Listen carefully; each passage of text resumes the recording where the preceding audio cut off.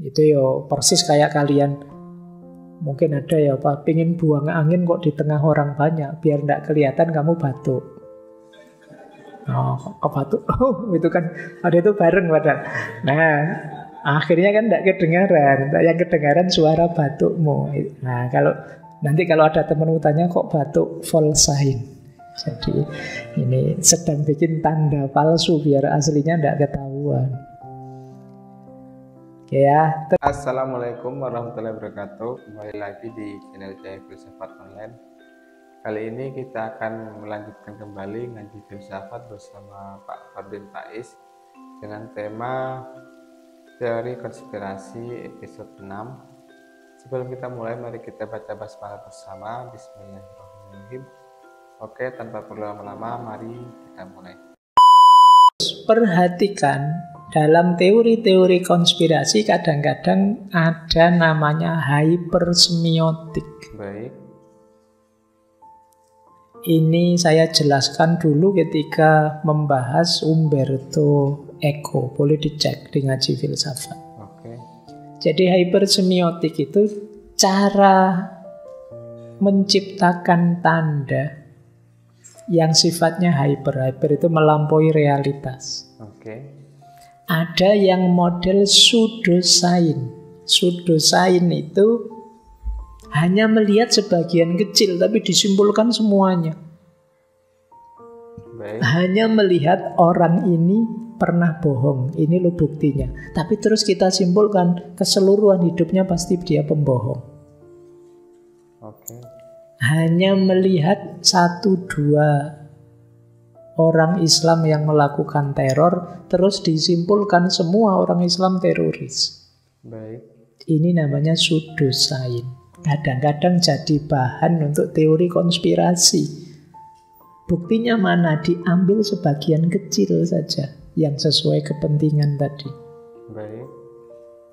Ada jenis kedua false sign. False sign itu tanda yang palsu. Tujuannya apa? Menutupi kenyataan. Biasanya orang mencontohkan false sign itu kalau rambut saya putih, terus tak semir merah.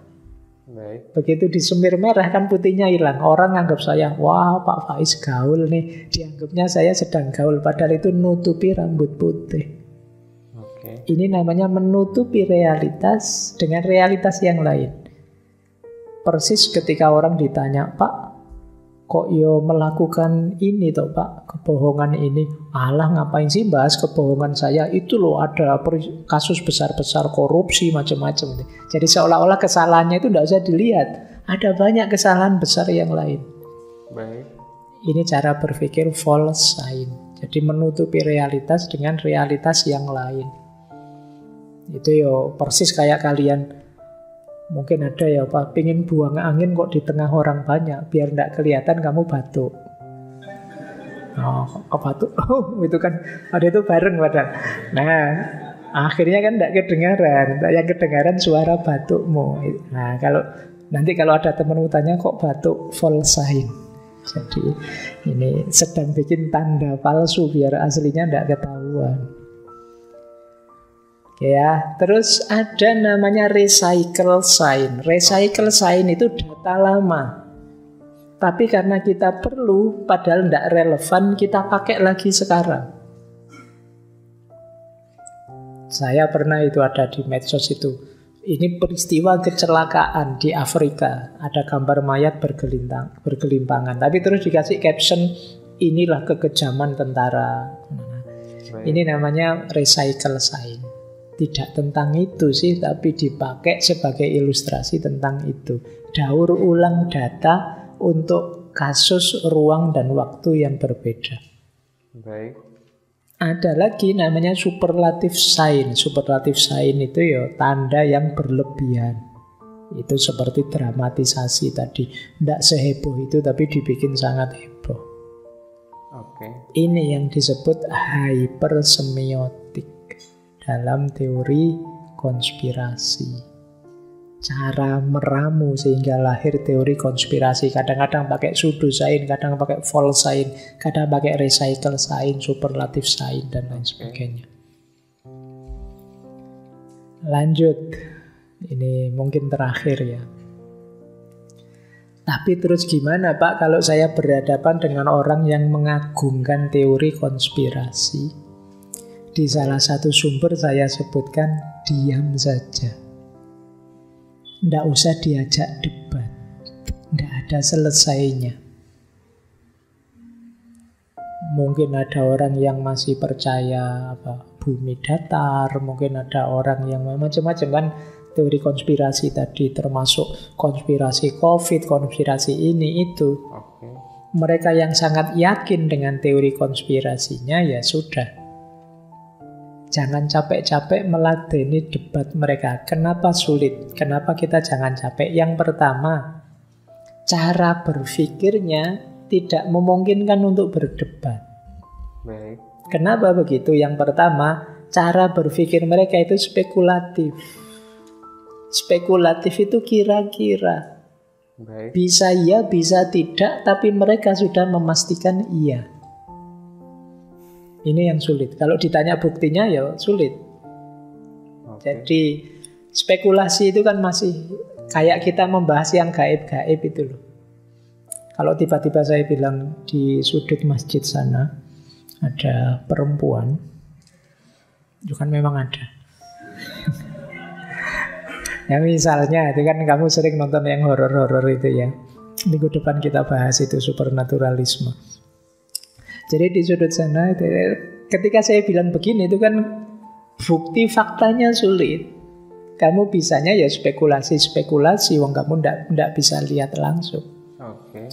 Barang spekulasi itu ndak bisa diperdebatkan. Kenapa? Faktanya ndak ada, hanya kira-kira. Kamu tidak bisa kan membantah orang yang berspekulasi. Misalnya saya membaca beberapa kitab kemarin menarik ada dari Pakistan yang isinya panasnya neraka itu sekitar sekian juta derajat Celcius berapa gitu loh. Baik. Jadi ngukurnya dari mana ya kok bisa tahu? Itu pasti kalau bahasa Jawa dengan otak-atik gaduk terus berspekulasi. Ini kan kita bantahnya susah. Mau bilang tidak, terus kalau ditanya lah menurutmu berapa ya, jawabnya ya susah. Jadi nalar seperti teori konspirasi ini isinya spekulasi. Jadi perdebatan tidak akan selesai. Biasanya ujungnya ya sudah tergantung keyakinan masing-masing. Akan begitu. Oke. Lah terus ngapain tadi kamu habis waktu, habis tenaga untuk debat? Yang kedua, cara menyikapi datanya beda. Mereka ini cara berpikirnya tertutup. Bahwa pikiranku pasti benar. Ketika tertutup, kalian beri bukti apa saja, mereka tidak akan menerima. Baik. Kecuali buktinya mendukung kebenaran mereka. Bahkan nanti ada kelompok pengagum teori konspirasi tertentu yang menganggap ilmuwan-ilmuwan di dunia ini sebenarnya berkonspirasi untuk menghadirkan kepalsuan-kepalsuan. Kecuali 1-2 yang mengikuti kita, itu ilmuwan sejati. Baik. Yang lain tidak sejati semua. Nah ini cara memperoleh informasinya seperti ini ya sulit. Menghadapi orang tertutup kan kita tidak bisa mendebat. Orang itu bisa berdialog, berdiskusi, berdebat kalau sama-sama terbuka. Kalau sudah tidak bisa diubah, kalau sudah pakai level pokoknya, tidak usah capek-capek berdebat. Oke. Pokoknya harus ini, pokoknya harus itu, ya sudah. Yang terakhir, aspek psikologi. Ya, sederhananya aspek psikologi itu begini. Daripada kalian capek-capek berdebat, sing waras ngalah. Itu kayak kemarin ya, wani ngalah itu. Kadang-kadang memang sampai di titik itu. Karena mereka ini secara psikologi, mereka ini merasa benar hebat. Orang yang tidak setuju mereka itu orang yang tidak tahu, orang yang tertipu. Ya sudah, kalau mentalnya kayak gini kan kita ngomong apa saja kita dianggap itu kalimatnya orang yang tidak tahu, kalimatnya orang yang tertipu. menghadapi orang seperti ini ya berat. Baik. Makanya ya wis monggo sajalah sesuai keyakinan masing-masing, pada akhirnya begitu.